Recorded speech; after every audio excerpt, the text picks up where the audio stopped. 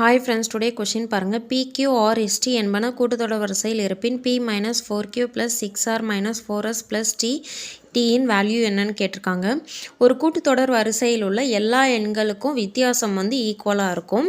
For example 2, 4, 6, 8, 10 extra இப்படி நம்ம எடுத்தோம் அப்படின்னா இதில் உள்ள எல்லா எண்ணுக்குமே வந்து டிஃப்ரென்ஸ் வந்து 2ஆக தான் இருக்கும். இதை தான் வந்து இங்கே சொல்லியிருக்காங்க. ஒரு கூட்டுத்தொடர் வரிசையில் உள்ள எண்களின் வித்தியாசம் வந்து சமமாக இருக்கும்.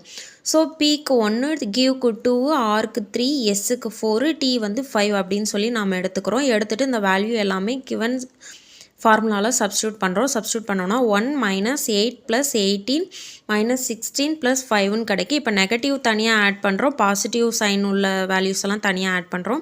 ஸோ 19 plus 5 minus 8 plus 16 வருது. ஸோ 24 minus 24 0ன்னு கிடைக்கு. ஸோ ஆப்ஷன் டி தான் கரெக்டான ஆன்சர். ஓகே ஃப்ரெண்ட்ஸ், வீடியோ பிடிச்சிருந்தா சப்ஸ்கிரைப் பண்ணுங்கள், லைக் பண்ணுங்கள்.